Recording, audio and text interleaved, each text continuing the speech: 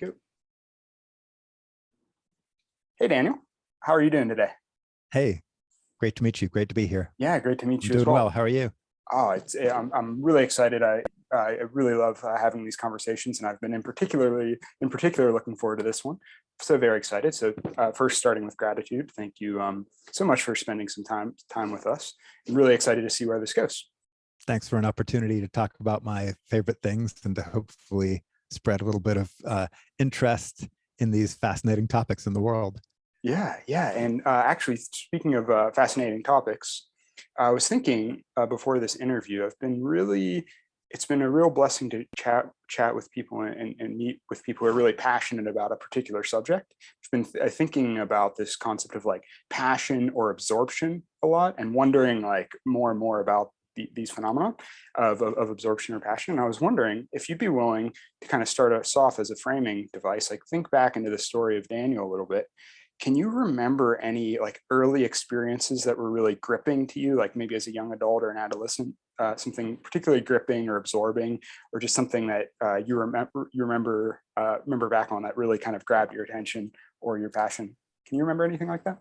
Oh, lots of things. I mean, there Yeah, have been, I'm sort of a generally high energy, somewhat obsessive, occasionally person and passionate, but the things that really come to mind in this context were meditation. So I actually took a course in fourth grade at this weird hippie Quaker school I went to where they taught us meditation, and I just really loved it. It was just simple visualization and stuff, and like squeeze your toes and relax them and feel the warm healing energy come in or whatever and stuff like that.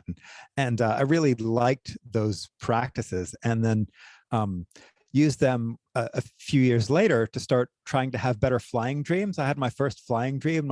It was a lucid flying dream when I was about 5 years old, and was really excited about that. And so loved having flying dreams. And so started trying to practice to have flying dreams. And before I knew it, my consciousness exploded and I ended up in weird meditative territory. And I was then hyper philosophical and obsessed with things like quantum physics, and how the deep questions of like superdeterminism and Newtonian universes, and is there free will, and or is this all just unfolding biochemical processes, and how does consciousness relate to this stuff, was then I was really excited about, and reading books like The Dancing Woolly Masters by Gary Zukav, which came out in like 1979. It's one of these sort of like Tao and new physics kind of books, sure. and there were a number that came out around then. Very exciting. And so those were some things I was really excited about. How about you? Thanks for pushing it back on me. That's fun. I actually was thinking about this earlier. I was really into sports. I got really absorbed in sports, and I think it's because it's reflecting on like, and I still love sports, and music as well was a big thing for me. I really was absorbed in music, and then of course like fantasy and reading and Oh yeah. all that kind of thing. But sports and music, I was reflecting on the relationship between them.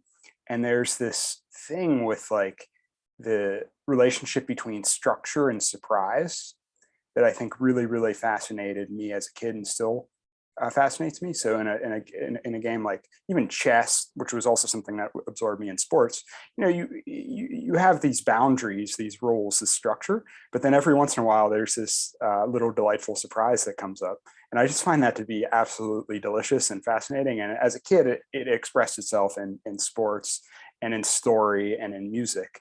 And now it's kind of I'm trying to, I think still exploring those kind of things. And it was cool to hear you talk about your early experiences with meditation, and the scientific world as well. It's really interesting. Yeah, actually in my youth, I was also moderately obsessed with music. I'm a guitar player and a bass player and do some electronic stuff sometimes, as well as Dungeons and Dragons, right? So I was a Mm-hmm. serious geek and still am. And so that fantasy novels and books, that whole world, as well as camping and outdoor adventure and high adventure. So I was involved in an extremely active and pretty high-end Boy Scout troop that really did a Wow. lot of cool stuff and went on really neat hikes and learned all kinds of outdoor survival craft and first aid. And that was really fun. So I really enjoyed that as well. Yeah, I was also involved in Boy Scouts. That was it's a fun thing to look back on, and Yeah. that kind of connection to nature and Hmm. hiking around and also being able to be in charge of some things as well. Like they Hmm. gave you opportunities to have a leadership role. That was fun. Good stuff. Yeah. And I was picking up, or as you were talking a little earlier about the lucid dreaming you were doing as a kid. And this is pretty interesting to me. A few of us, as we started meditating, started having very intense dreams. And I'm very interested in the relationship between, awakening, meditation, and the reduction of suffering. And I had this really intense. First, it was not lucid, but it was a recurring dream I was having that I had to become lucid. And I don't know if I had to, but ultimately I stopped having it after I became lucid in it and actually changed the script of it. And I had at that time been in therapy for years and years and really Hmm. stuck. And this one dream had a really immense impact on me. And I've since been extremely fascinated about the dream world. What Um, happened in that dream? okay, so what happened was I was doing this thing. It was like actually kind of banal, but it was terrifying at the same time. What would happen is I would wake up in a dream, like it was like a nested dream, and I would do like very robotic habitual things, like go to the bathroom and brush my teeth. But then I would wake up again and do the same thing, and it felt like hell. It was like I'm gonna be doing this. Like I hadn't Hmm. read Nietzsche at the time, but it was like the eternal return type True Detective vibe. I was doing these very not necessarily boring. I mean, they're important, but these very like banal things. But it was also connected with this deep sense of terror. And then Hmm. eventually I would wake up and it would seem like I had been in it for like a year or something, but it was always like only an hour after I went to sleep as well. And then I couldn't get Wow. back to sleep, and it was really frustrating. And then Hmm. ultimately, what happened was in the dream I was stuck in this loop. After this has probably gone on, Daniel, for about 6 months or so. This report, not like every night, but fairly Wow. decently, like once a week or something. Sometimes 3 nights in a row, sometimes 5 nights in a row. Then, but just happening again and again. And then I realized, like as I was going in this loop, this like Groundhog Day-esque loop, I was like, I need to look in the mirror. But I didn't have like the strength or the fortitude in the dream to do it. And eventually I like through a effort of will looked in the mirror, and it was like real disgusting, and I didn't like what I saw, and there was all this stuff. But once I saw that, I won't go into the gory details, but essentially I was kind of transported into a traumatic memory Hmm. and witnessed a memory and was able to hug myself when that was happening. And that led to a big release of energy, both in the dream and then in my life. And I think that I appreciate the opportunity to reflect on it, because I think it was pretty central to my healing path. And I'm just kind of fascinated with the dream life. And it was cool to hear you talk about that, because it depends on who you're talking to. Some people think dreams are kind of a distraction when it comes to awakening. Some people think they're absolutely central. I guess where do you come on that? I think they're super important. It was dreams and dream related stuff that got me into meditation, and dreams continued to be extremely important Mm, um, for all kinds of things, for insights about karma, about magic, about interconnectedness, about the sense of self, about how to have full out of body experiences. It's not uncommon for me in lucid dreams to transition to a full out of body experience. It doesn't happen quite as much now that I'm older. I'm not sure why. It happened to me a lot younger and in the middle of my meditative mm, past some, but it's still, when it happens, it's quite dramatic. And that has a whole existential transformative effect of the way you look at life and the body. And anyway, it's just has its own, sense of something different to it, as well as dreams have been important for recognizing trauma, sometimes for processing trauma, just as you mentioned.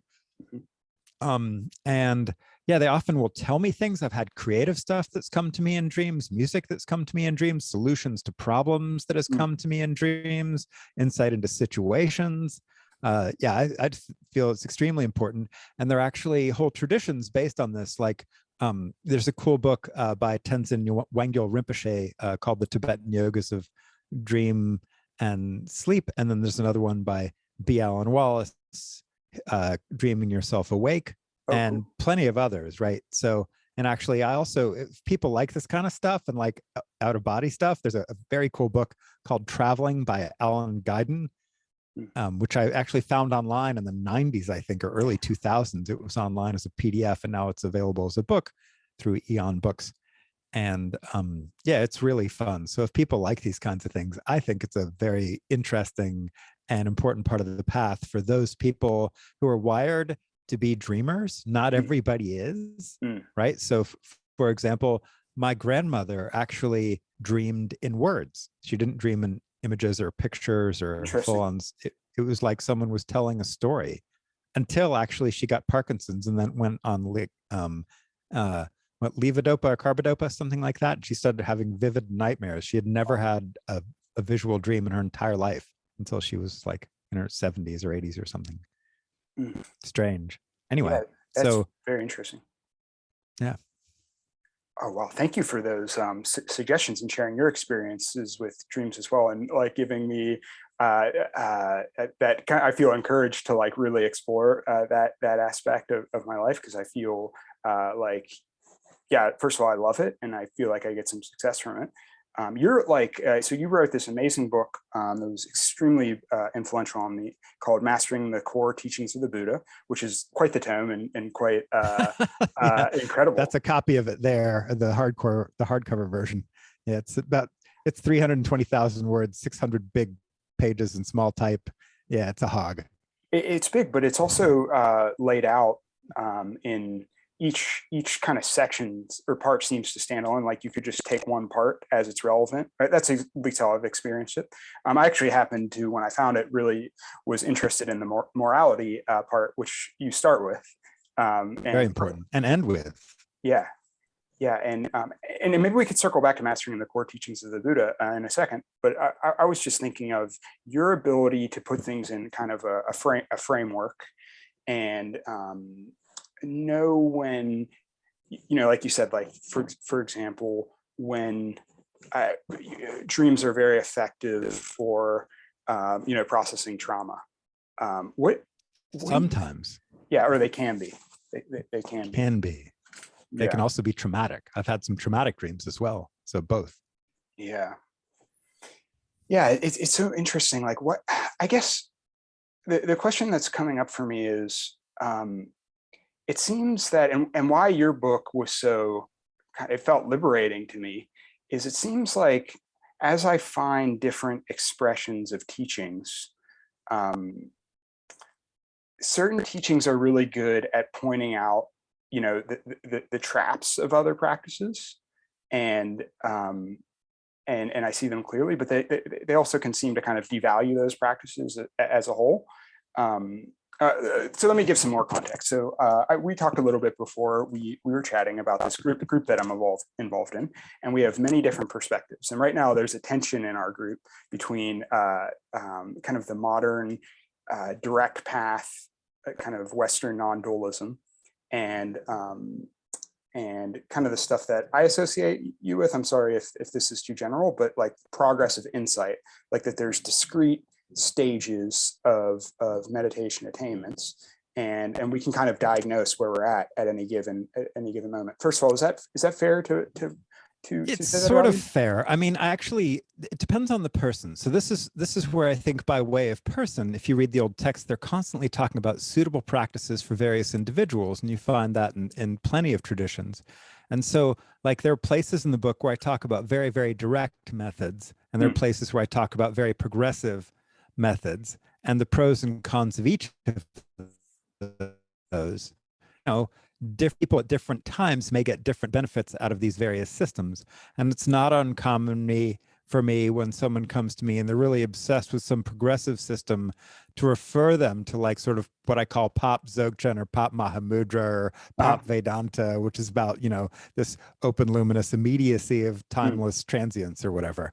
mm, And so, books like Shift into Freedom by Lot Kelly or Clarifying the Natural State or, you know, Mahamudra, the Moonlight, or whatever. There's all these cool books out there that talk about a really direct approach. And then there are other people who come to me who've been in a direct approach for a while, and they're just really not getting. It's just not really working for them, and they're missing stuff that's obvious. And it's like, hey, maybe try a more technical kind of progressive approach and build up some skills, because traditionally in most systems, well, it varies by the system, but a lot of systems would not actually start with a direct approach until some people had learned some more basic skills. And there's all kinds of theories about when you might introduce direct approaches based on certain pre-established skills that they already have, and when those might be good, and which types of students might be more or less likely to benefit, or practitioners from certain systems. So really, I think it's a question of sort of risks, benefits, and alternatives. Each of them have their pros and cons. The sort of immediate systems can miss some of the technical precision, and real core technical meditative competence that you can get from more formal training and progressive systems. And the progressive systems, some people can just get so obsessed with progress that they miss the boat that this is it.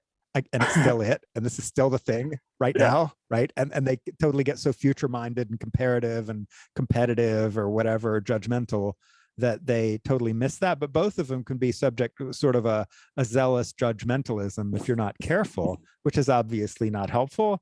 And so, I'm actually, kind of depends on how you look at me, but what I do functionally actually is very broad. And it's very much like, if I see someone's going too far to the left, I can tell them to go to the right. And if I see they're going too far to the right, I tell them to go to the left. As Achad Cha very wisely said, I'm borrowing his teaching there. So if you read like books like A Still Forest Pool, where he talks about that kind of thing, great book, by the way, which sort of mixes the progressive and the immediate paths, highly recommended. Anyway, so, it just kind of depends on how you look at it. Yeah, thank you for that, Daniel. First of all, just a very superficial comment is thank you for all the amazing. I'm been working on spending less on Amazon, but I'm throwing that. God, I'm so failing to do that. I'm throwing that intention out of the water after this conversation, because I appreciate. Sorry. No, it's okay. It's amazing. But no, in all seriousness, I appreciate your fluidity there. Like it's so easy for me in particular to make those kind of binaries, like non-dualism for like progressive, and it's just so simple. And what you're talking, or what I was hearing, is it kind of depends on where you're at. And actually, there was a point on my journey where, that you said it so well, like the seeking mind or the future oriented, I was very like caught up on getting to the next stage, and that was actually an obstacle. So discovering actually like bhakti practices were very helpful for me, because it's like, faith and wisdom. That's the other thing of balancing faith and wisdom. Bhakti is really good for faith. Yeah. And really good for rapture too. The middle awakening, right? If you start with mindfulness, investigation, energy, rapture, tranquility, concentration, equanimity, that middle one, bhakti stuff is really good for developing that faith in this amazingness. Yeah. Yeah. It's so being enraptured by experience, and thus really more likely to be here, because here becomes so much richer and more interesting, rather than an imagined sense of a there that hasn't arisen yet, where you will be awakened. Right? Yeah. And I'm wondering, maybe you could help us with this, Daniel, because you have demonstrated already like a very adept ability to be kind of fluid in perspective based on, I'm thinking of this term like skillful means that I heard from Buddhism. Like, do you think it's what you're talking about is related to that? Like having absolutely. Well, I'm a pragmatist. I care about outcomes way more than I care about dogmas or traditions. As you notice in my book, I trash my own tradition all the time, right? Or various traditions I've come from, right? I insult the book in the book. I, make fun of myself, and yet, like, so like, you've got to have a sense of humor about these things. I think I think you do. It doesn't mean you have to have a sense of humor, but I think it helps anyway. It's just one dude's opinion on the internet. And hold stuff a little bit lightly sometimes while still appreciating the value in it. So that's a tricky balance to come to sometimes. And we all make mistakes in those sorts of regard, or what might be considered by some as mistakes. Again, sometimes in the eye of the beholder. But yeah, bhakti and devotional practices. It's funny, actually. I have some Buddhist gospel songs that I'm working on recording and releasing that very much have that jumping up and down, full on faith in the spirit, kind of vibe to them, which is totally not what most people would think of Buddhism, but it has that very inspired devotional sort of bhakti-ish, rapturous quality, right? That some of the bhakti stuff can be so good for. So that's nice. I can't wait to hear that. There's a particular Buddhist Zen actually like liturgy called the Gates of Sweet Nectar that comes through Bernie Glassman's tradition. the Zen Nice. peacemakers, and it's really beautiful. It's for the idea in it. First of all, it like brings me to tears already. It's just that anyone who has a hungry heart through endless time should gather around this song right now and just eat the compassion and Bodhi mind that's being generated. And that to me is just a very moving idea. And it's so interesting, like this, like what they're talking about in all the text, like this direct immediacy, like mindfulness, quote unquote. It's just so natural. It comes up in these states for me, and it's become really beautiful. And I wonder that Nice. though, this is okay. That was nice, but here I'll bring the problem. The problem that I'm having is you brought up dogma and like fun. Like I think of it as like fundamentalism. And Daniel, how do we get to this place that you're in where you're able to be more pragmatic and fluid? It's so natural to me. I think it comes out of a good I place. also went through fundamentalist stages that were sometimes extremely useful.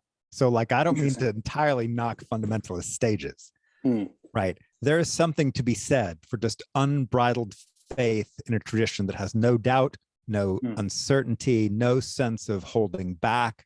It's mm. just utterly committed. That can galvanize effort and energy and brain power and that confidence that comes with feeling like you have found the glorious, amazing, perfect, wondrous faith, Yeah.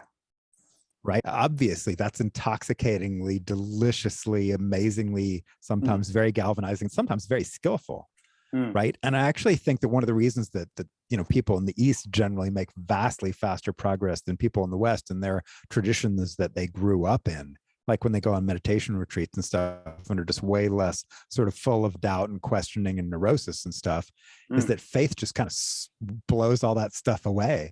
And they're so inspired by the legends and myths and the statues that they grew up with as part of their childhood, and it has this cultural resonance. And so, even when people discover that later on in life and traditions they didn't come up with, it has this amazing power. And that power can be good or bad. It's just a thing.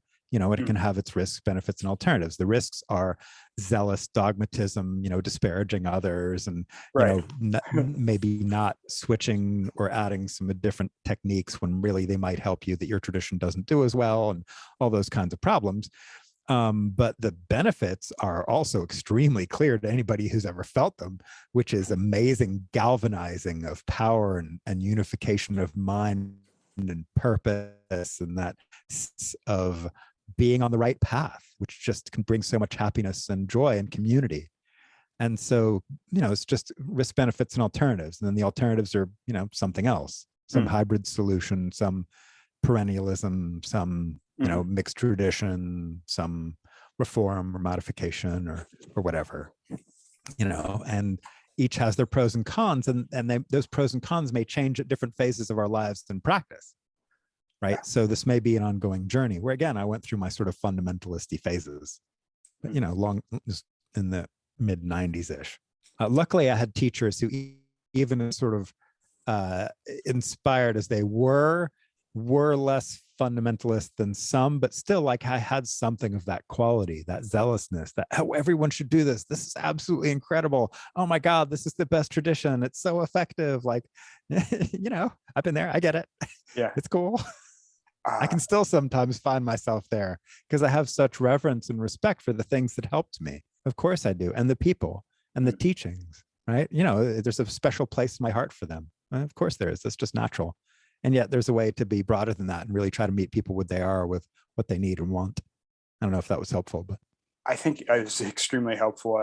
Both there's a couple things, Daniel, both with the dreams and the faith, which I think I'm almost a little like embarrassed about. I wouldn't have framed it like that before, but I'm thinking of now, like I feel a little like sheepish about the intensity of how powerful they are, and it's cool to hear that. Yeah, those can have the a benefit on the path. I think maybe just because I did grow up in the U.S. in the late 20th and early 21st century, there is just a natural pervading skepticism about it. sometimes, no, I actually Yeah, hang out with all kinds of people who are quite certain they got it. They got it going on. yeah, Their political party, their yeah. That's true. interpretation of what is social justice, their conception of how we save the planet, their, Mm, these, I don't know, like I see kind of the reverse of more polarization, more zealousness, more maybe. So maybe there's some who are just becoming more and more cynical or skeptical or something. But I see a whole lot of other people going the opposite direction. That's it. I don't know. What are your thoughts on that? Because I look at politics and it seems like when was the last time it was this split? I don't know. Yeah, that's a great point about. I guess I do have a potentially unskillful conceptual boundary between the secular and the religious, and I would say that in some of the spheres that I would consider secular politics, various worldviews around. More than half of the country does not consider politics secular. Yeah, exactly. I mean, I guess I am coming out of this the French Enlightenment, and I guess I do have an often unconscious idea of the separation of church and state, and I know that's not uncontested even today. I guess that's a very good point. But I guess I am coming out of that tradition, like the kind of the French, the Enlightenment. I think I have a lot of sympathies for those kind of romantic Enlightenment ideals, and I think faith is beautiful. Yeah, and I think faith is kind of knocked down a little, but there is a kind of faith in secularism or absolutely. Yeah, there's a humanistic. Yeah, rational humanism. Yeah. Absolutely, there is, and science. But it that's a trick it can pull. I mean, I'm kind of anthropomorphizing this tradition now, but I guess that's a presupposition. Ironic. Yeah. There's a presupposition there that it is free of that kind of zealous faith and the things it's critiquing, but oftentimes it is infused with that, and it can be quite beautiful to make that conscious and be like, I'm a huge believer in science, and I think that will, because science can be very fluid, very democratic. Obviously, it has a shadow side, but that's a beautiful thing. I mean, that's one of the things my project deals with, the shadow side of science in clinical medicine. So one of the funny things science did is it basically locked in with the people who believed in a clockwork universe, which came out of Newton in the Age of Enlightenment, sure. And then also what are called the logical positivists, which is a fancy term for some people who have some philosophical stuff, which are some of the underpinnings of like, basically, anything you can't measure objectively is not a part of the valid thing of science. So first person methods, phenomenology, no, not cool. Right. So this puts science in a really sort of a weird position then, and particularly when clinical medicine has this weird relationship to science, where it simultaneously completely relies on first person methods. It's only by people kind of telling me what's going on with them that I get a lot of the story, right? When you have people who can't speak, it can be incredibly challenging. Little kids or old people or people who have had strokes or they're paralyzed or, on, powerful medications or knocked out. Suddenly medicine gets a whole lot more challenging because you don't have that first person perspective to help lend you things that hopefully guide you in the right direction. But also then the whole world of internal experience of negative states of mind, of positive states of mind, and of weird states of mind that can result from mystical, meditative, spiritual, psychedelic, energetic, etc. practices. Basically, the clinical mainstream just said, that's all crazy. It all needs meds, right? I'm only slightly summarizing, but it basically pathologized anything out of an incredibly narrow range of states of mind. Yeah. And so those are all bad. Everything you hear is a hallucination. Everything you believe that we don't believe is a delusion. Everything that you see that somebody else can't see is automatically psychosis and basically needs meds, most of the time. And, there are some exceptions that some clinicians will make if people seem highly functional and with exceptions, but basically meds. And that movement then, it's funny, like the clinical mainstream's understanding of what meditation can produce in terms of really extreme highs, extreme lows, and extreme weirds, as well as these quantum leaps in cognitive existential perceptual function, these upgrades we might call awakening, or whatever you want to pick your favorite names for increased seemingly sort of lasting cognitive upgrades, right? And so it basically cut all those off and said those are not valid topics of study or reasonable or anything. And so one of the topics that I'm working on with the EPRC and emergence benefactors, since all these practices that lead to those things are scaling rapidly and the clinical understanding is staying basically flat, is filling in that gap and trying to figure out how to fundraise for all the science that is going to fill that in, but science that's not sort of knee-jerkedly wedded to scientific materialism, Hmm. but science that actually cares much more about the clinical stuff, like clinical outcomes and reasonable categories and neurophenomenology. What are the neural correlates of certain experiences, and and how do you add value to care in people's experience, such that if they're having some of the stuff that meditation can produce, for example, or other practices, devotional practices can get people into some very interesting states of mind and realizations and transformations of consciousness, Yeah. that they wouldn't be utterly terrified to talk to a clinician about that if they were starting to be confusing or cause some kind of disruption, right? And you wouldn't have to fear that these people just didn't know what they were doing or might do something harmful, but instead had really good information with which to support your experience and add value to what was going on with you in a safe way. Mm. Right. So that's what my whole project is about. And this is actually sort of damage repair from what a sort of zealousness about scientific materialism did to the world of mental health, which obviously is very complicated and rich and incredibly grounded in internal experience, which is not always so easy to map out with, nice equations or biochemical principles or something, you know? Yeah, absolutely. I mean, psychology,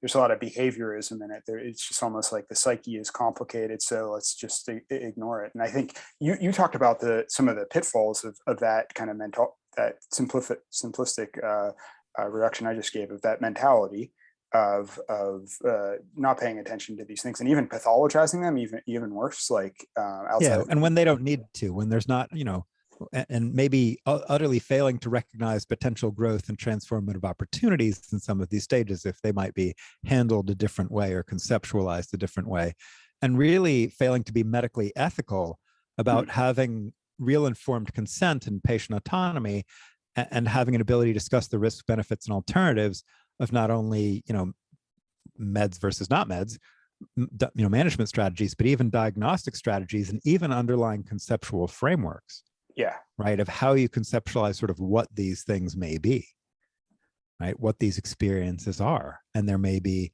and then the problem is, like, all these people who have had all kinds of experiences, like if you've got an audience that may have done some psychedelics, for example, or MDMA, it's not uncommon to have these experiences on those that can be very revealing of a different way of perceiving reality and change, it can change people. And in sometimes very good ways, sometimes very strange ways, and sometimes very bad ways. Right. There's the whole very interesting book right here on my shelf somewhere called Breaking Open, edited by Jules Evans and Tim Reed, which is talking about, what can happen when psychedelics go sideways and people take months to integrate these very sort of world shattering or destabilizing experiences. Not that psychedelics can't also sometimes produce very positive healings and transformations as well. But the problem is that the clinical mainstream just basically doesn't acknowledge any of that at the moment, though it's kind of starting to through, the work of Johns Hopkins and Imperial College and places like that. Absolutely. But also a lot of those groups are kind of like pro-psychedelic, just sort of as a bias a little bit sometimes. I mean, and then the question is, can you come to a real thoughtful appreciation of the risk, benefits, and alternatives of any of these things, right? When are they helpful? When are they not? And what are the chances it'll go one way or the other? And the predisposing factors and all of that are more likely to make it go one way or the other. And then if it goes sideways or down, what do you do? Like, are there good studies of then how to best support people who have, got into some powerful spiritual or energetic opening or Kundalini stuff or whatever you want to call it, and had things go kind of sideways, which can happen, right? And, I hung out a shingle a long time ago that said I'd talk to people about their weird experiences, and I got to talk to thousands of people, and you get to hear all these stories of sometimes things going very right, but sometimes things going really wrong. Yeah. And so just being able to have open conversations about that in a way that isn't bound up in zealousness or fascination with scientific materialism, but just really cares about how do we help people be okay. So that's what I care about mostly these days. Yeah, I appreciate that compassionate stance you're taking, Daniel. And I do want to circle back in a second to spiritual emergence. Yeah, let's do. However, real quick, before we get into that, you mentioned your project and you outlined the problem really well. But could you tell us a little bit about your project, like the solution or the potential solution, like the name of it, how? Sure. Yeah, all about it. Yeah, could you tell us? Yeah, so there's two things. One is the Emergent Phenomenology Research Consortium, which is something of a clunker, but emergent is the word you're using for spiritual, magical, mystical, energetic, psychedelic, basically. So Phenomenology Research Consortium, so it's a large international group from a lot of different academic disciplines and clinicians and data scientists and linguists and anthropologists and epidemiologists and emergency doctors and all kinds of people who recognize there's a there, recognize the problem, and are like, yeah, the clinical mainstream needs to be helped out, right? We need to get them better information, better protocols, and better diagnostic categories to help them do what they do better and help people, and let the public be able to make good informed decisions about what's going on with them, and to normalize the range of what can possibly occur, and just, you know, have reasonable public health policy around this. So that's the EPRC. And then Emergence Benefactors is the charity that is designed to support that. It's an incorporated 501c3 registered thing that I happen to be on board chair and acting CEO of. But that's a volunteer position. I don't get paid anything by this. I actually have given it a whole lot of money over the last year or so. And so this is just something I do out of the goodness of my heart. I'm retired now, so I just trying to help out and pay back all the people who helped support me in this journey and make it a slightly better world for those coming up in this stuff. And so the Emergence Benefactors is the charity that can fundraise and aggregate funds with bank accounts and lawyers and protocols and board regulation and all that stuff. And it can, you know, then distribute funds and help manage projects and give out grants and help coordinate all of the stages that you need to basically start with phenomenology. What do people actually experience? Build it into reasonable taxonomic categories, or how do you say this is kind of all this and this is kind of all that, that hopefully has some diagnostic value. And then you can figure out management strategies, and you can compare management strategies of various things and cultivation strategies for the things that people want. And then you can do, once you have diagnostic criteria, you can do epidemiology on populations. You can look at, like, what are the incidences and prevalences of these experiences in populations. And then based on that, you can advocate for reasonable health policy, resource allocation, dollars, funding, et cetera, you know, depending on its impact on populations. And then you can helpfully communicate that around the globe. So if we're going to, you know, do real justice and equity, we need to globally distribute this and translate it into languages and cultures, you know, in ways they can understand and relate to, that make sense for their culture, not just the way it makes sense for our culture. One of the big problems with the DSM that's been pointed out by a lot of other cultures is like, hey, that's not really how we think of mental illness. The DSM is, you know, the Diagnostic and Statistical Manual of Mental Health. And so it's, it's, you know, it's how the US and many other countries do diagnose stuff, but a lot of them sort of go, yeah, but, you know, like particularly some of the Latin American countries, China has its own thing, Africa has a whole lot of different things it does, et cetera, some of the European countries. And so make sure we translate things very appropriately linguistically and culturally, and then also stick around to sort of evaluate the value and impact. Did this help people? Is it, you know, cost effective? Did it, you know, reduce bedtimes, make care better, increase patient satisfaction scores, you know, help national health system budgets in some way, you know, give people better, you know, diagnosis and care, and make people's lives better, you know, or help people make good decisions about what practices they want to do, or even what substances to take, you know. You know, I know it's a community with a, you know, emphasis on some recovery and things sometimes, but, like, you know, imagine if you could go to your doctor and say, hey, I was thinking about doing this intensive meditation retreat, or, you know, doing 5 grams of mushrooms and hit a 5-MeO DMT at the end. Yeah. Wouldn't it be interesting if your doctor could have a reasonable conversation about these choices with you and pros and cons, just to, in a very straightforward and neutral way, kind of like Arrowhead. For those who are familiar with Arrowhead, it's this online site about drug stuff, and it's very just straight up information. You know, it's not like there may be some biases here or there, but it's just a lot of data, so you can hopefully make good choices, you know, that lead to better outcomes. Anyway, so that's what we're trying to do, is good data that leads to good choices, good policies, better outcomes globally, scaling across cultures, not wanting to piss off the religious traditions, because, you know, these things span all the peoples on earth. So everybody, you know, has, you know, in their population will find people who have had mystical, magical, spiritual, energetic, et cetera, experiences. And so this affects everyone. And we just want to do something that is linguistically, culturally appropriate to help people of all faiths and non-faiths, right? To do better as they go through this process, if this starts happening to them, or if they want to go into it. Yeah, Beautiful. Thank you for that description of like the project. Thanks. It's such a cool, and ambitious but exciting idea. And it was making me think of circling to this idea we talked about earlier of like faith, dogmatism, the risks, benefits, and alternatives. Is I see it as I was listening to you talk. It's almost like a flowering or an expression of the best of the radical humanistic tradition, which is democratic, transparent research that is available to anyone. But it just seems that maybe we kind of like, this is a massive generalization, but we don't. I've looked at a lot of the psi research, like the on like telecommunication, and often like the effect sizes are quite decent. And because the researchers have a chip on their shoulder, they're actually quite rigorous. And the response will be like, well, you may have shown that, but it's probably a scam, or there's no mechanism of action that's clear, so we can't take this seriously. And yeah, Dean Radin is a friend, actually. I talked to him at the beginning of this project. I went out to IONS when we were starting all this to get ideas of like, hey, what are we up against? Because they know.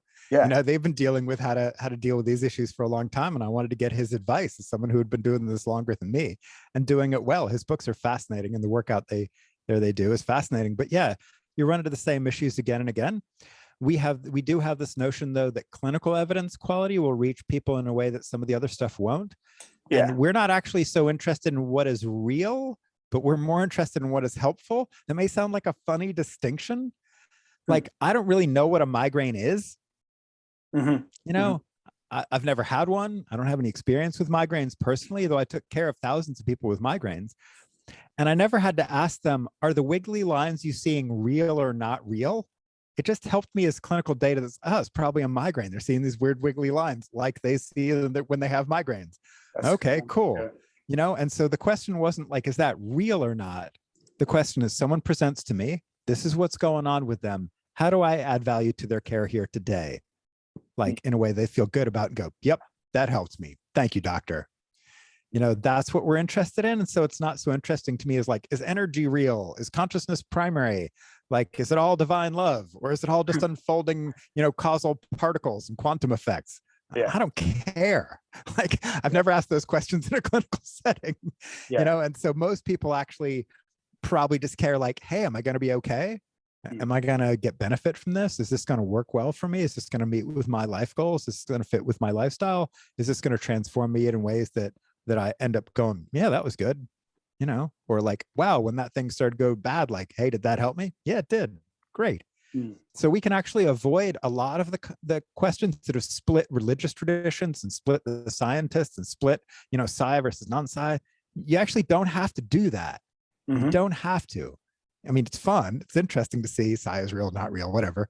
Yeah, but and the science is fascinating. If you like this stuff, I highly recommend, by the way, the works of Lynn McTaggart and Dean Radin, because they're fascinating reads, or Charles Tart, The End of Materialism, or some of these fantastic books by very interesting authors and researchers, or Rupert Sheldrake stuff, Sense of Being Stared At, and the stuff. It makes for fun reading. But clinically, we actually care about what adds value to care. So it's a little bit of a different emphasis. Though we're kind of in the same neighborhood of things we're working on. That makes so much sense. Yeah, thank you for the clinical turn, bringing it into the clinical realm. That's something like because I think that's where it gets it out of this realm of like battles for the truth, which just piss off everybody, are not going to scale. It's not going to scale. But something that adds value to care, we think can scale globally, because we're interested more in like what works as well in Tehran, as Rio de Janeiro, as Johannesburg, as Shanghai, as rural Alabama, where I currently sit talking to you, as I've said on a bunch of different podcasts already. Oh, cool. So like, what are all these people go, oh yeah, that's helpful. Thank you. That makes sense. We can use that to do what we do and be better.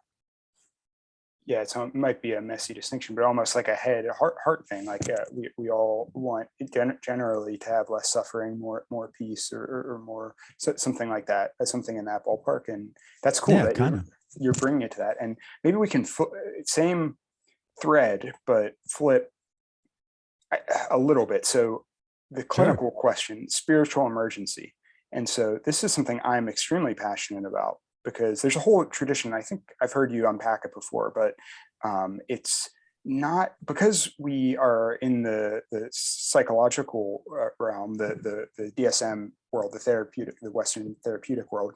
We don't really have a theoretical framework to conceptualize.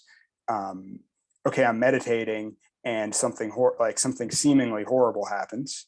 That this could actually, it has to be put into like some kind of DSM category, where in some of the spiritual, quote unquote, religious or spiritual approaches, it's like an integral part, like the dark night of the soul, or something like this.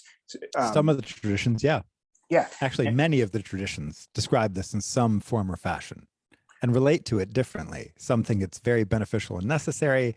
Some saying it arises sometimes, but can be avoided. Some are like, oh, that's just bad. You get this range of reactions, and then you can discuss the risks, benefits, and alternatives of each of those reactions, right? Because they each have their pros and cons. They arose for some reason. Someone thought they were useful somehow, and they may do something cool, but there may be other things they don't do as well. And then how do you compare those from an outcome point of view? Yeah, gotcha. Yeah, because so we gather together and meditate, and often how it's sold, it's typically coming out of like mindfulness-based stress reduction, or a kind of a more secular framing. But typically that's not. And it reminded me of a little bit of what you said on the psychedelics. Is it's almost like a marketing component, where this is good for stress, and maybe because sometimes it's very good for stress. Yeah, but maybe because it's a bit, less so now, but still there's a bit of almost like fringe, like this is something that we really need to pump up the benefits, and I've noticed that there is for some folks less stress. I know for me, early on in my meditation journey, I'm a bit of a hypochondriac, and also I was very detached from my body, so it was very distressing. I went right into my body. I listened to the instructions, and it was quite tough, and it freaked me out, and I went away from meditation for a long time. Now it feels a lot better to be embodied, so I can speak personally to the not having that language. It's pretty tough. So I don't know, maybe could you talk a little bit about what you know about spiritual emergency? How can we go about diagnosing things with more that's a critical question. Yeah, with more of a phenomenological perspective. What are your thoughts on this? It's a huge topic. So from my point of view, the science of this is actually kind of in its infancy, because for a long time, most meditation research was meditation is going to be good. And there has not been much research into what can go wrongly or sideways. So it hasn't been really entirely balanced. Most traditions have said, oh, our tradition is really cool. Like the TM literature, our tradition is really cool. The mindfulness literature, our tradition is really cool. And these traditions are really cool, except sometimes they can do some strange things that people should also know about. And maybe it's not that common, or maybe it's even sometimes rare, but they should still know about it. Just as we list side effects of Tylenol on the bottle that might only happen 1 in 10,000 people, we still list them. So it's that kind of attitude. All right. And so, and there's been a tremendous, but there has been a bunch of work by some people in spiritual emergency. So I've got all these books on my shelf kind of right here. And it's this whole list of some of these books anyway, and some of these books over here. And I'll just list some of them off, just for if people want to start reading this stuff, or checking this stuff out. It's like, The Stormy Search for the Self by the Groffs. Cool book. A Path with Heart by Jack Kornfield, expanding and dissolving the self, and some of the, dealing with, the spiritual roller coasters, chapters 8, 9-ish, somewhere in there. Very, very helpful. Some of the work of Emma Bragdon, right, is extremely cool. She's got a number of books on spiritual emergency. Tara Springett does some cool stuff on Kundalini gone wrong. There's a whole bunch of these. So I'm just The Wisdom of Mental Illness by Jez Hughes. Recently read it, highly recommended, extremely useful. And my own stuff, I talk a lot about how to diagnose spiritual crisis and some ways to deal with it. But I reference a lot of other people who have also done all kinds of cool work. Okay, so all that said, and how to diagnose it. So for example, how do you diagnose these things? So there's a PhD thesis you can find online by Dr. Kylie Harris that talks about this. And it talks about studies of how you differentiate spiritual emergence and emergency. It's really interesting work. Wow. And yet the thing that a lot of those, particularly those who built on the work of the Groffs sort of were very perennialist, which is understandable, right? So they took from a lot of different traditions, and they were very willing to take from a lot of different traditions and put a lot of stuff together. So they're talking about aliens and Kundalini and whatever, all this different stuff in the same book, which is cool and interesting and kind of inclusive. But the problem is, it pisses off the clinical mainstream because it just sounds too woo-woo, and it pisses off all of the religions because each of them go, well, that's got stuff from other religions in it we don't like, right? That's not us, right? So it doesn't scale globally, which is part of the problem. And so the people who are willing to do the science of just building up from basic phenomenology to taxonomy to diagnostic categories and management and outcome studies, which is what we're doing, we're kind of, in some ways, we can draw on all of that, right? Because all these people have done all this amazing work before us, but we need to retranslate it into linguistic and sort of ways of describing things that will actually scale. So that's the first from an EPRC point of view. But in terms of how to diagnose this, again, there's endless controversy about this.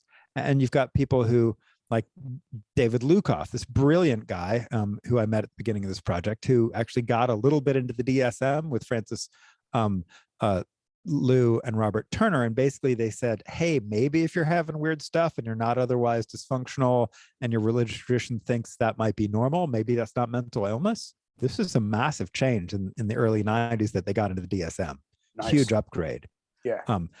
And yet it isn't used that much. It isn't used that much. Most people just say, now you've got psychosis or depression with psychotic features or bipolar or whatever. And so there wasn't a lot of guidance in how to use those criteria for the clinical mainstream.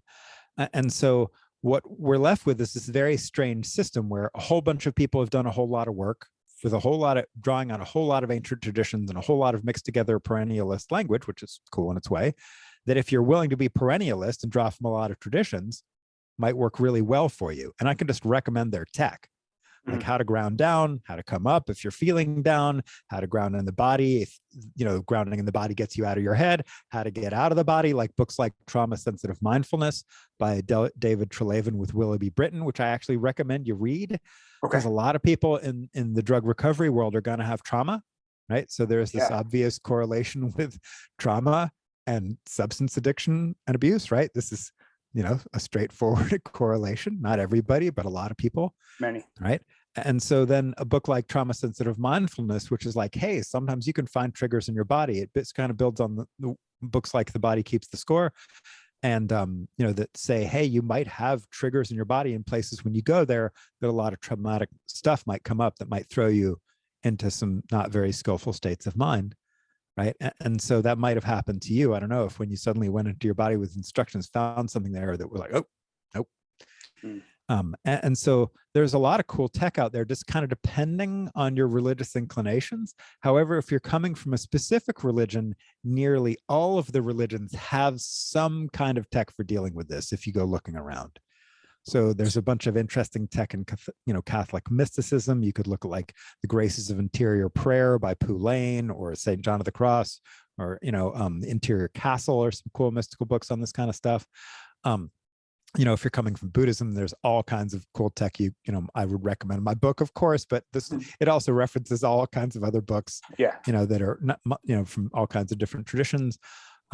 Zen perspectives of just see it all as illusion and just kind of sit with it and let it flow through, or more advanced, kind of magical perspectives like Dzogchen and Tibetan stuff might get you into like very specific rituals and visualizations and deities that might help clear out obscurations or deal with past karma or whatever. So there's, Vedanta's got all kinds of interesting exercises from hatha yoga and devotional practices to, immediate realization stuff and ways to just, connect with, the sense of divine love or the true self or whatever. So each of the traditions, if you wanted to stay in a tradition, and also the Sufis have all kinds of interesting technology for this, for dealing with nafs and whatever they call them, these, jinns, or the different ways of conceptualizing some of the things that might be going on that may be more or less helpful.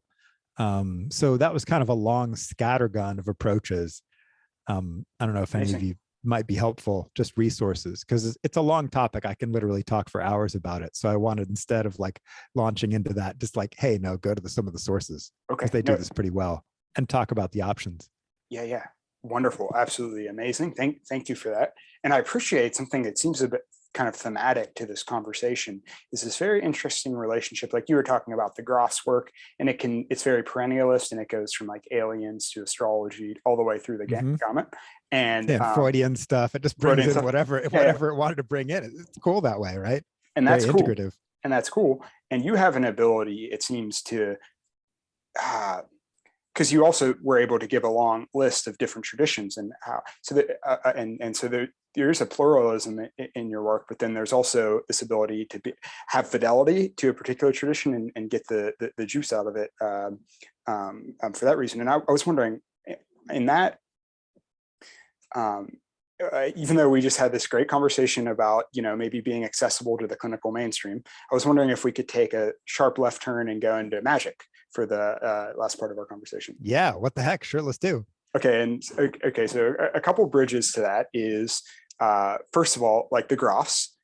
I heard Richard Tarnas say at one point that one way you can, which I just found so fun. I'm a big fan of astrology. I'm out as a lover of astrology officially, and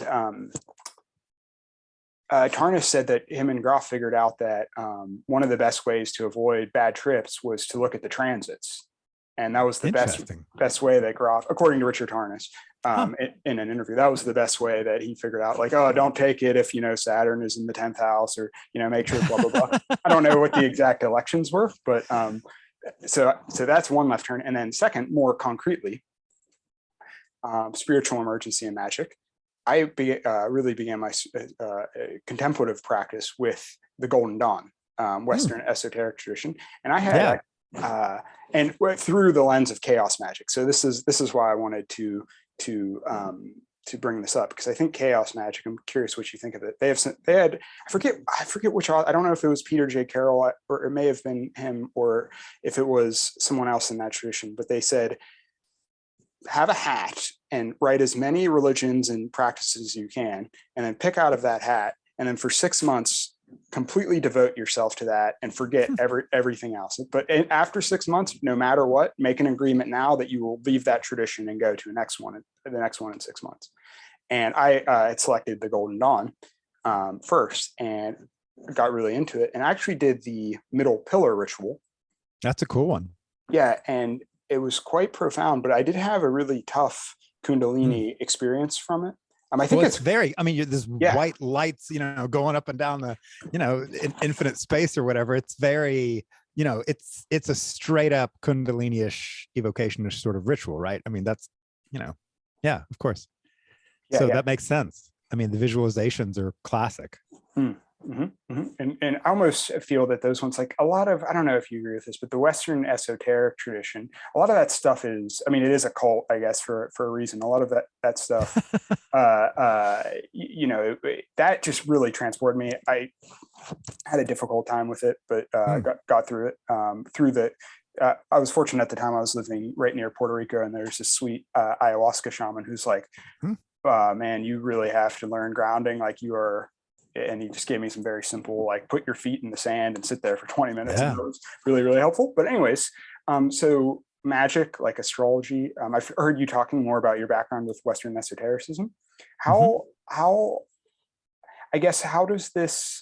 is that related to your kind of insight journey? Because I hadn't put them in the same category until I started reading your work. It's been great to go back to that. Do you have any experiences with astrology or chaos magic, or just anything coming up that you want to riff off based on what I shared there in my little ramble? Anything coming up for you? Sure. I actually grew up with astrology because my mom's into it. And so we had books on astrology, and she had my natal chart done and whatever. And I'm a double Aquarian with Moon in Virgo and Mars in its home sign of Aries. Well, happy birthday, Daniel. Thank you. Yeah, I don't know when it was. Yeah, it was about 2 weeks ago. Cool. And something like that. And so I grew up with all that, right? So and that was kind of just a part of my background, and just part of life. And then chaos magic, I actually found chaos magic in the mid-90s after finding someone who's into the Golden Dawn and Thelema and the OTO, more Thelema than OTO, but related. And so I studied a bunch of that stuff in the mid-90s. It was very, very interesting. And actually just, I still buy books on this stuff. So, I just recently, you were talking about Amazon purchases. Yeah. Nice. So anyway, I just kind of fun stuff there, a little bit of grimoire magic, and still, I find some of these traditions fascinating, and they have very interesting tech in them and ways of relating to the world and looking at things. I actually, in some ways, definitely think of myself as my core magical tradition is chaos magic, because it has that sense of, it's not even quite perennialism. It's like it can be perennialist, or it can be like orthodox, or it can flex between these various things. And if you notice, I kind of do a lot of that. So Absolutely. I think of myself functionally as like, I care about outcomes. So like the book of results, kind of like I care about results, right? So I care, does this work?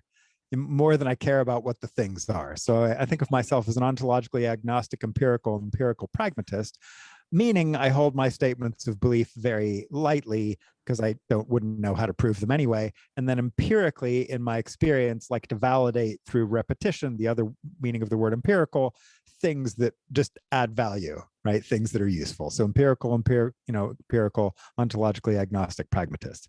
And so, and that's basically chaos magic in a nutshell from a certain point of view, but it's also just, what works from another point of view, right? Just kind of the same thing. And so, so I'm inspired by books like Alan Chapman's Advanced Magic for Beginners, or Liber Null, or all that stuff. But I draw from, you can see some books on grimoire magic up there, and I've got all kinds of books on Wicca and various traditions, and what's interesting is a lot of people also don't recognize, like, this kind of stuff was, just Catholic magic, or mixed in the background. Like for a long time, magic and Catholicism were in some ways sort of woven together for most of the Middle Ages, right? Absolutely. There didn't used to be these sorts of divides in quite the same kind of way. And the history of magic is in some ways part of the history of Western Europe, and certainly even the world. If you look at the politics and who employed who, and when they decided to do their battle based on some astrology reading and tarot decks and powerful families, and Medici's, is that how you say them anyway, the powerful trading families in Italy, and you just look at the history of power and magic, and they're all just John Dee and Queen Elizabeth and the Empire of Angels and blah blah, and modern UFO stuff is being studied by the Defense Department, and it's funny how these themes just kind of keep swirling around, and you really can't study magic without studying history, and can't really study history without studying magic, and can't study mysticism without magic, or magic without mysticism. Like eventually you just find yourself having, even if you didn't want to, if you really want to see where things go and where they came from and where they might lead to and how to deal with them, to go, hey, how did previous people react to this, and what's the range of possibilities of ways of thinking about this, and what works in this context and here today for me. So I've spent a lot of time thinking about these things. It was kind of a long, rambling answer, but I don't know if that's helpful for anyone. Although I can totally understand points of view where people just want to be muggles and go, nope. The magic. So from a chaos magic point of view, I can totally appreciate one picking out of the hat muggle and going, yeah, no. I think that's okay too. Yeah, that's absolutely definitely okay, and maybe an intriguing 6 months even. Maybe that'll come out of the hat for me one day. I'm curious where to go next. Maybe I'll just make this point as I think this project you're doing, like after you reflecting on hearing you talk about magic and your kind of openness to it and your engagement with it, I'm thinking back and talking, contextualizing it historically. And the relationship between magical ways of thinking and our historical development as a society. I'm thinking of, like you mentioned earlier, like kind of more machinic kind of materialism philosophy, and then like hermetic philosophy, which is kind of been a bit occulted from the clinical mainstream, like that the cosmos is living, or that there's a spiritual dimension to life. Or even like a kind of vitalism, even, which I would associate more with Hermeticism. And hopefully that'll come back in psychology. I really hope that will be less occulted in the future. But I was curious about this. Like you're clearly, I know some people who have watched you before who are really into like insight meditation, and you've done so much work on that and offer so much on insight meditation and seeing kind of the true nature of reality.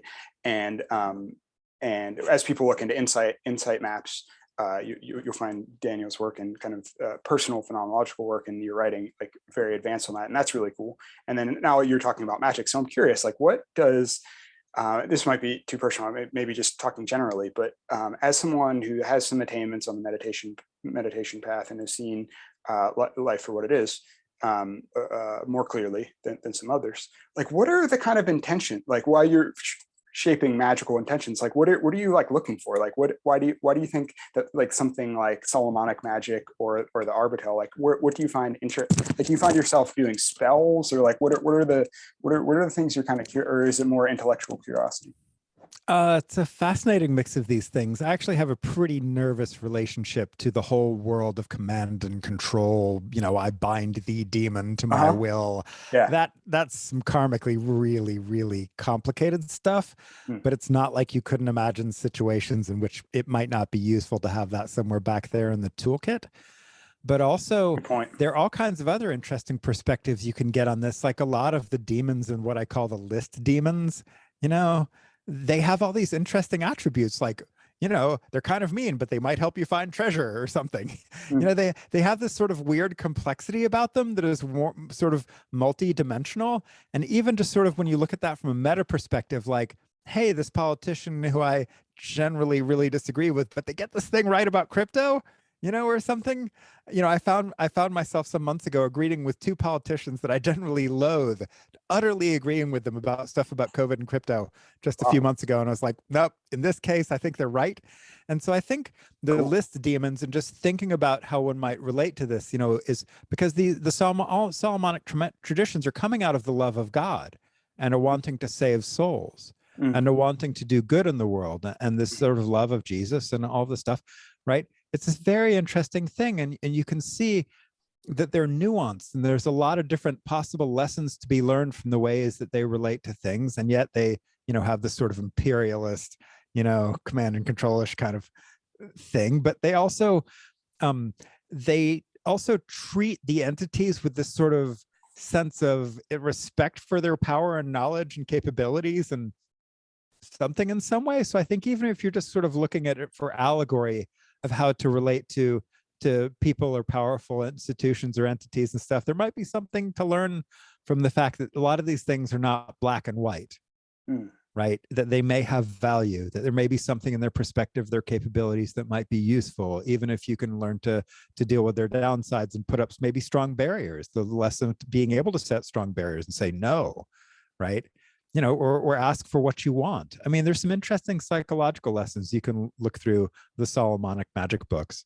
So I take them at a lot of different levels and look at them through a lot of different lenses. But when I do magic, it is almost all, I don't do much formal magic these days. I occasionally do because for whatever reason I'm inspired to. But if you read my book, you'll find the whole section on magic actually culminates in the Buddhist Brahma Viharas. So Mm. loving kindness, compassion, sympathetic joy, and equanimity, right? And thinking of those as extremely high forms of magic. Mm. And so there's a whole section in MCTB2 where you can find, it's free online, mctb.org, and go to the later chapters that talked about magic and the Brahma Viharas. And so I actually advocate for a very loving, equanimous, compassionate, just sending of these kinds of energies to beings. I talk about vipassana as magic of just seeing sensations come and go, and even energies. If something was coming at you, you're looking at the core root of why you might want to do magic, tracking it back and back and back and back to core motivational things, like looking at desire, right? Yeah. Desire for outcomes, looking at suffering. What is the suffering this is designed to help? Connecting that to a sense of interdependence in the whole system and all beings. Oh, one thing I missed earlier was the sense of like secular humanism or human rationalism or whatever, these humanistic traditions. I think one of the places they went kind of wrong is, by the way, biosphere. By the way, other animals and other life forms, that even if you're being a purely selfish humanist, we depend on biological diversity and, Great point. Mm-hmm. and stuff like that. So anyway, just a little bit of just enhancement there to a humanistic perspective, maybe like a biospheristic perspective sometimes is, will, even if you're just a greedy person, maybe help us live a little bit longer as a species. So, so anyway, so I actually, most of my magic ends up resorting to things that for most people would not look like magic, So it's become sort of eventually, through all kinds of ritual stuff and reading a lot of people's tech and playing around with things, it's just kind of very integrated. Each word is a spell that hopefully does, a communication spell, or hopefully helps someone spell, or listening is a spell. It's taking in information, influences this part of the system. Every gesture, every tone of voice is doing something causal. So from a magic is everything point of view, every act, every thought, everything we do, think, feel is having a causal effect on this body and the world and other people and systems, economies, this interdependent world we're in, other beings, other, who knows, other species and stuff. And so sort of taking the whole thing as magic, which was one of the things that magic ended up teaching me, that this is all important. And so then to apply the first training of sila, of of wise action, wise speech, wise thoughts, wise relationship to all of this, livelihood, etc., and integrating that sense into everything. That's the magic I find the most interesting now. Thank you so much for that, Daniel. That's so cool to hear you talk about those intentions that of like loving kindness and the Brahma. How do you say it? The Brahma Viharas. Brahma Viharas. The divine abidings is sort of one way of translating it. Yeah, it's really cool to hear that. Classic chaos magic, but the combination of that and Solomonic magic is extremely intriguing to me, and I'll definitely explore that. And it was really beautiful to hear you talk about your experience of magic, and thank you for sharing that. And I'm just noticing you've been incredibly generous with your time today. It's awesome to talk with you, Daniel, and thank you for that. I'm wondering if you have time for one more question. Yeah, sure. What you got? We've covered a lot of interesting ground today, and we've talked about like your book and the EPRC. Is that it? Emergent, the EPRC. Yep. If folks are interested in kind of learning more about your work or the EPRC, where can we go to find you online? Is there any best places we can go? Cool. You can find the EPRC at theeprc.org. You can find Emergence Benefactors at emergencebenefactors.org or just ebenefactors.org. You can find my stuff at integrateddaniel.info. You can find MCTB at mctb.org. That's the book. It's for free. You can find all kinds of cool stuff if you like magic and you want to enhance your practice some and you're willing to take some risks. Again, not entirely safe, but very interesting. You can find a whole set of deep concentration practices that can make it easier to see stuff and hear stuff and all that. If you're doing your LBRPs and frustrated that you can't see the flame coming off your finger, this is the kind of tech that might allow you to do that, for example. So you can find that at firekasina, firekasina.org, firekasina with a K.org. And those are some of the places you might find me. Oh, great. I actually wasn't aware of the Fire Casino, so I know what I'm doing with the rest of my day, my evening. So thank you for that. Lots of free audio there and a free book you can download, or if you want to print the book, if you want a print copy of the book, we don't make any money on it. We set Lulu, the printing cost is, our cut of it to zero. So it's just purely giving this away. So. You know what? I just want to say thanks for something. I don't know why it just kind of washed over me. I just really appreciate everything you're giving, not only today, but with all the material. I think it's so easy. There's so much online right now. It's just noticing all the effort you're putting into this and offering to the world. I mean, I try to write. I mean, it's 600 pages. I mean, that's a lot of effort. So I appreciate you putting that out for the world, and excited to check out the magic things. So I just wanted to stop and pause and say thank you for that very much, and thanks for your time as well. It's a way of me paying back all the people who were incredibly generous to me, teaching me for free, housing me, monasteries, cooking, food, support, just so many ways. All the people who over generations and generations preserved various teachings and preserved lineages and technologies and innovated and were brave and courageous and generous. So it's just my small way of giving back to a vastly greater field of generosity that helped me. So it's just, and hopefully it, helps inspire others to do the same, because it's a beautiful, thing. And we wouldn't have we would not have the transmission of the traditions if it were not for people continuing to be generous in that kind of spirit. So, Yeah. it's vital that we help model that and help be a part of the social contract where they passed it to us in the spirit and they expected us to pass it on in the spirit. And so I think that's important. Yeah, well, thank you for that. For whatever reason, it's really sinking in for me right now. I'm trying my best to continue to do my small part as well. So thank you for that. And again, thanks for your time, and we'll continue to enjoy your work. Daniel. Thanks. It's been Thanks so much. delightful. Yeah, All right. have a good one. Yep.